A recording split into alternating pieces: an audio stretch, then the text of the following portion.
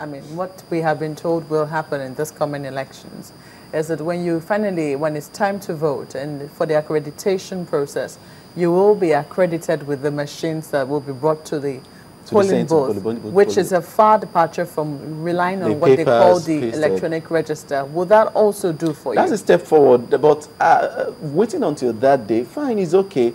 You know, I've gotten to a point where I don't want to get myself worked up because of what I see happening in the system. But I'm also at the point where I want to see something happening positively. But I have to match up the reality with the escates I have up here. It's a good way forward, but let's wait until then. But how feasible do you see that being? I mean, let's even take your suggestion on board and see how it is. How feasible is it going to be?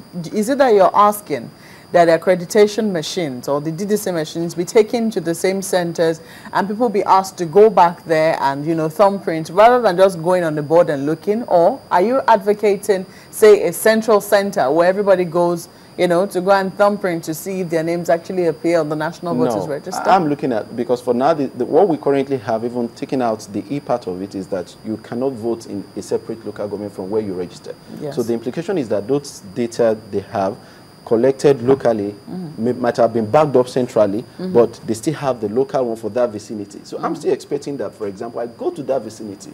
I'm not expecting to stay in my office and then verify online. For now, no, we're not right for that. But I'm looking at it, but I still go back to that same place. I don't want to know if it's central. What you don't understand is that that is going to speak a whole lot to some of us. If I'm able to do that, I'll be able to know X, Y, Z, and some other... Why can't we verify online? Well, why did you say we're not right for that? Because we don't have the data centrally together accessible for now. Even though INEC has all those National Register voters cleaned out? That's what they tell us, though. You know, you need to start... How would I put it? I don't want us to start imagining things. Let's work with what we are seeing. No, we're working with what they're telling us. What they're telling us right now, if you tell me that the data is central, the implication then is that I could verify anywhere. Okay, without physically being present at your because the location. verification is coming from the same center. It's like you're verifying your visa, for example. Even if you've left Nigeria and you've gotten a visa for a particular location, you could be anywhere and you could verify. I'm happy you just brought that in. Perhaps let's ask you, is it that we don't have the manpower, the expertise here in the country, or we don't have the capacity? If you talk about visas, for those who have been doing some couple of, should I say, Dropbox issue, just once capture of your 10 fingerprints, they don't need it again. They don't even want to see you. And they can also access all of that. Why is it so difficult that we still can't do this? We have so many information, data about individuals flying around in the country, and we can't centralize them. And now for the election, we still haven't been able to do that. We have the human capacity, my brother. We do? We do. Nigerians are one of the most versatile individuals you meet any part of this world. Going to places where you're expecting to see the colors, you get in there and you see someone, and I can tell you 90–80% will be a Nigerian there.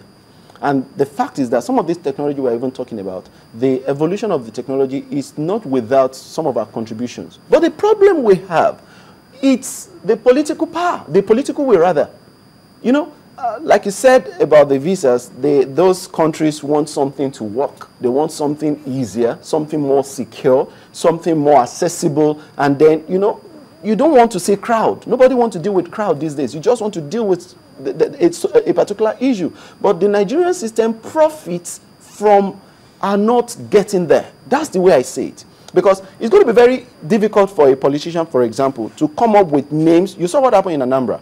I saw your preview of the entire thing. You know, it's going to be quite difficult. They're going to have to muster more strength, and they have to do so much to commit such crimes, such fraud. But for now, if the system works, because the capacity I'm talking of, I'm referring to maybe the internet capacity we have in the country cannot actually take care of the entire citizenry for now. I'm talking of capacity in terms of, I don't know, I've never been to the INEC data center, but I know that we could have that capacity to have all of these data stored somewhere. All right.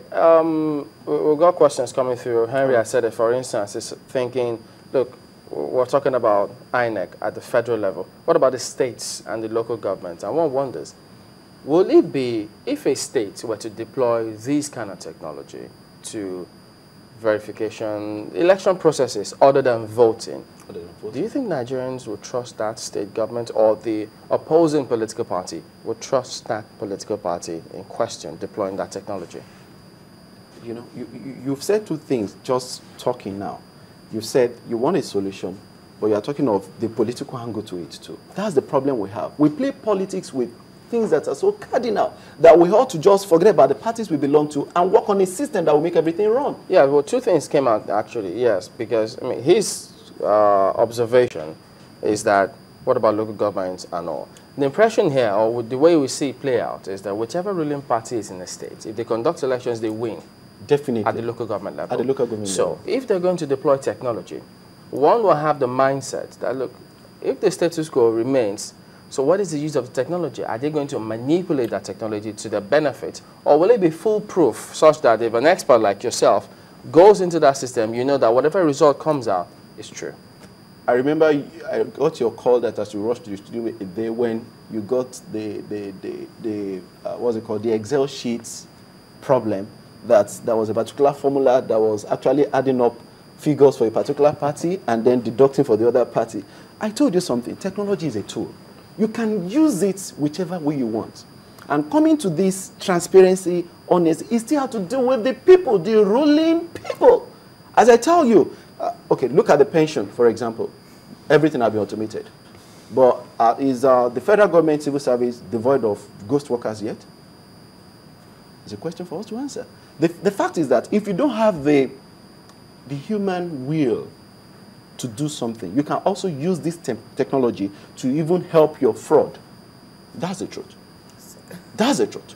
That's a simple kind of truth. So as a people, we have to get to a point, because, you know, we are not looking at Nigeria as something we have to protect, something we have to, you know. No, but if you're going to use it to help your fraud, as you say, it's going to be clear to all, to those who, of course, who will look at it, because, for instance, that is if you're allowed to come and look at it. No, if you're conducting research and using SPSS software for your research, you have to show your supervisor. And by the time you this is what I use, this is how I arrived at my decision. Yeah. Standard practice. I understand. Will that be hidden from? By the time you say it and you bring it out like the KPMG report of the NNPC, what will happen? Who is going to decide if what you are saying is true or false? Is to come back to this. So you mean class? Even we have, what's that, National Association of Computer Scientists in this country? Yes, scientists. So if they come in and experts in this country come in, we can't take their word for it? You can take their word for it, but where I'm going is this. Even having brought that such information, what comes, you know, after it?